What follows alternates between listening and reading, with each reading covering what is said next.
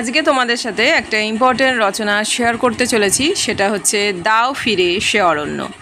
ভিডিওটাকে কেউ স্কিপ না করে পুরো দেখতে থাকো। তো দেখো, এখানে আমি প্রথমে একটা কোটেশন ব্যবহার করেছি। আলো চাই, চাই মুক্ত বায়ু, চাই বল, চাই স্বাস্থ্য, আনন্দ উজ্জ্বল পরমায়ু, সাহস বিস্তৃত বক্ষপট, রবীন্দ্রনাথ ঠাকুর। তো কোটেশন যে কোনো রচনা শুরুতে পারলে অবশ্যই দেবে, তাতে কিন্তু রচনায় একটা আলাদা মাত্রা এনে দেয়। তারপরে ভূমিকা পয়েন্ট করে লিখবে, একমাত্র মুক্ত বায়ুই দিতে পারে আনন্দ উজ্জ্বল পরমায়ু, আর সুবিস্তৃত আরণ্যক জগৎ যুগ যুগ ধরে আমাদের এই মুক্ত বায়ু জুগিয়ে আসছে। জন্ম থেকে মৃত্যু পর্যন্ত আমরা বৃক্ষ আরণ্যলতার জগতের সঙ্গে সঙ্গে আষ্টে পিষ্টে জড়িত। এই অরণ্য প্রকৃতি মাতৃস্নেহে মানব শিশুকে দিয়েছে আশ্রয়, আচ্ছাদন, জুগিয়েছে ক্ষুধার অন্ন, রোগে তাপে উজাড় করে দিয়েছে তার ভেষজ ভাণ্ডার। আমরা জানি যে গাছ বা এই যে অরণ্য আমাদের কতটা আমাদের দরকারি, যার জন্য এখনকার দিনে দেখো এই গাছপালা কেটে ফেলা হচ্ছে বলে এখন এত গরম বেড়ে গেছে। তারপরে দেখো, কিন্তু কিছু অকৃতজ্ঞ মানুষের লোভ রিপুর শিকার হয়ে পৃথিবীর 1/3 বনভূমি আজ কমতে কমতে নেমে এসেছে 20%।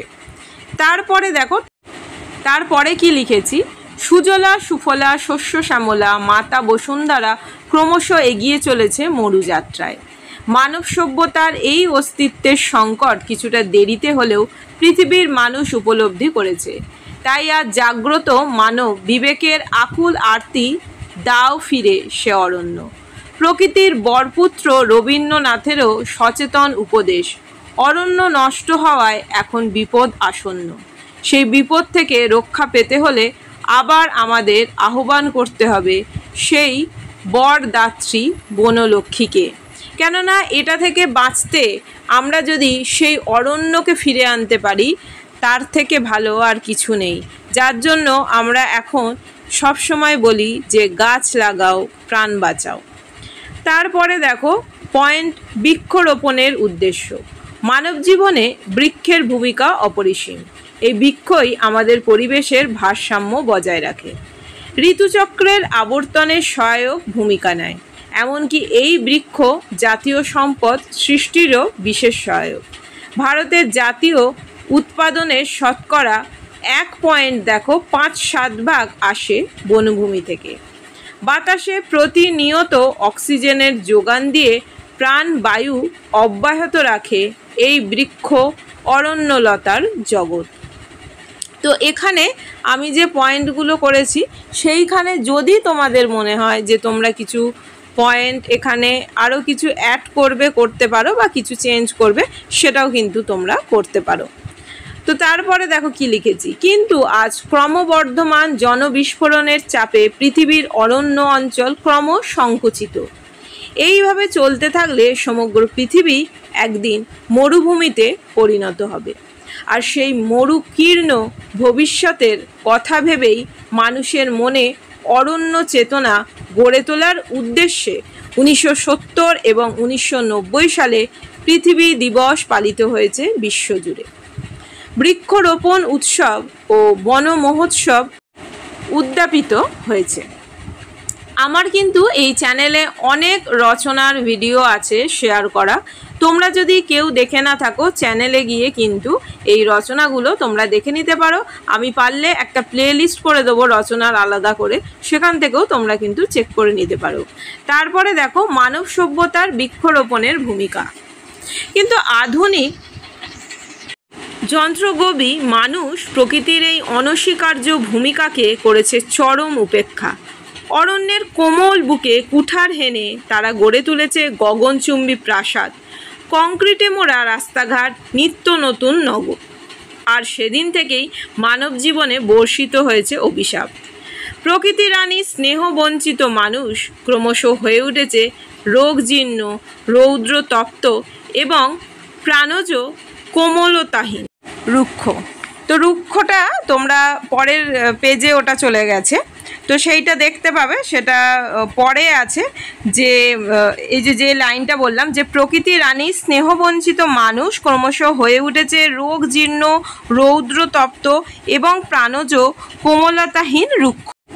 বায়ুমণ্ডলে জীবনদায়ী ওজোন গ্যাসের পরিমাণ ক্রমহ্রাসমান। এই ওজোন গ্যাস কমে গেলে সূর্যের অতিবেগুনি রশ্মির ক্ষতিকর প্রভাব সরাসরি উদ্ভিদ ও প্রাণীজগতের ওপর এসে পড়বে। এই কারণেই ঋতুচক্রের আবর্তন আজ এলোমেলো, মানবদেহে নানা অজানা রোগের সংক্রমণ। তাই আজ মানব সভ্যতায় বৃক্ষের ভূমিকা উপলব্ধি করে মানুষের কণ্ঠে পুনরায় ধ্বনিত হচ্ছে অরণ্যের আকাঙ্ক্ষা। সেই আকাঙ্ক্ষা কি দেখো, দাও ফিরে সে অরণ্য, লও এ নগর। তো মানুষের এখন এটাই আকাঙ্ক্ষা হয়ে দাঁড়িয়েছে, সে অরণ্য সে আবার ফিরে পেতে চায়, নিয়ে নিতে বলছে নগর, সে অরণ্য ফিরে পেতে চায়। তারপরের পয়েন্ট বনসৃজনের উদ্যোগ।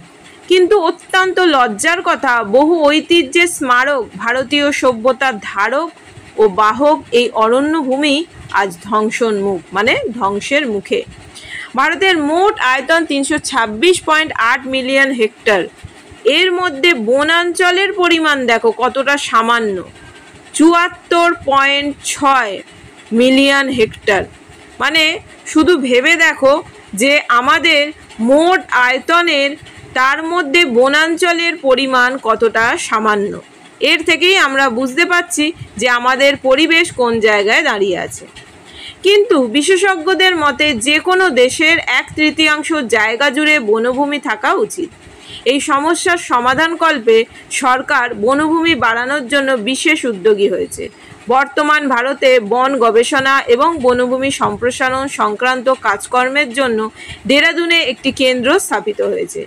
সরকার পঞ্চায়েত এবং পৌরসভাগুলির মাধ্যমে সমাজভিত্তিক বনসৃজন প্রকল্প গ্রহণ করেছে। তো এখান থেকে এবার এই ক্ষেত্রে কিন্তু আমাদের কিন্তু সকলকেই কিন্তু একটু এগিয়ে আসা উচিত। আমরা তো পুরো কেউ নিজেরা ইন্ডিভিজুয়ালভাবে কেউ অরণ্য নিতে পারবো না, কিন্তু আমরা যদি সবাই এসে আমরা যদি গাছের দিকে নজর দিই, গাছ লাগাই, তাহলে কিন্তু সেটা অনেকটাই কিন্তু আমাদের পরিবেশের পক্ষে ভালো। তারপরের পয়েন্ট দেখো, বন মহোৎসব এবং রবীন্দ্রনাথ। ঋষিকবি রবীন্দ্রনাথ প্রথম আধুনিক মানুষ, যিনি মানব জীবনে অরণ্যের প্রকৃত মূল্যটিকে অনুধাবন করতে পেরেছিলেন।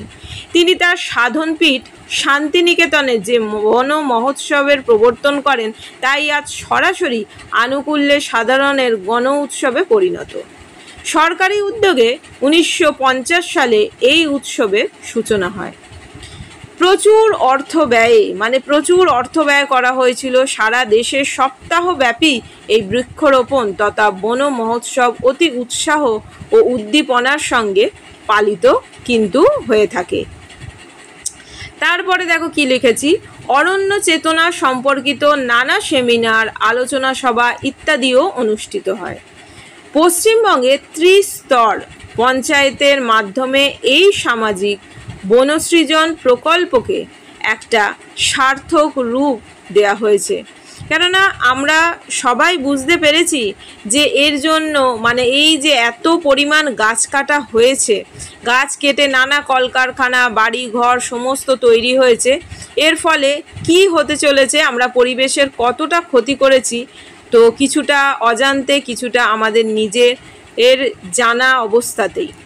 21 শতকের প্রথম সোপানে পা দিয়ে পৃথিবীর মানুষ ইট কাঠ পাথরের কংক্রিটে হাঁপিয়ে উঠেছে। গতির নেশায় ছুটতে ছুটতে মানুষ আজ ক্লান্ত। তাই তার আকুল প্রার্থনা, হে নব সভ্যতা, হে নিষ্ঠুর সর্বগ্রাসী, দাও ফিরে তপবন পুণ্য ছায়ারাশি, গ্লানিহীন অতীতের দিনগুলো। তো দেখো, এটা হচ্ছে মানুষের কিন্তু একটা করুণ আরতি, এর মধ্যে কিন্তু আমরা দেখতে পাচ্ছি যে মানুষের করুণ আরতি কিন্তু এর মধ্যে ফুটে উঠেছে, যার জন্য কিন্তু এই কথাটা এক্ষেত্রে প্রযোজ্য। এটা বোঝা যাচ্ছে।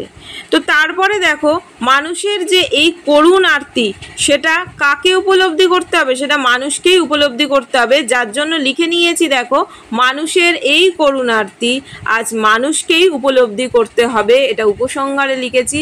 কারণ মানুষই আজ মানুষের সবচেয়ে বড় শত্রু, এটা কিন্তু একদম সত্যি কথা। পৃথিবীর সভ্যতাদর্পী মানুষ আবার অরণ্য প্রকৃতির মধ্যেই খুঁজে পেতে চাইছে সত্য, শিব এবং সুন্দরকে, প্রাণের পরমানন্দকে। আর এ ব্যাপারে বিশ্বকে পথ দেখিয়ে নিয়ে যাক মানব সভ্যতার আদি গুরু আমাদের এই ভারতবর্ষ। তো আজকে রচনাটা আমি এখানেই শেষ করলাম। সবাই খুব ভালো থেকো, সুস্থ থেকো। এরকম রচনা আমার চ্যানেলে অনেক আছে, অনেক ইম্পর্টেন্ট রচনা, তোমরা চাইলে কিন্তু সেখান থেকে চেক করে নিতে পারো। তো থ্যাঙ্কস ফর ওয়াচিং, টাটা।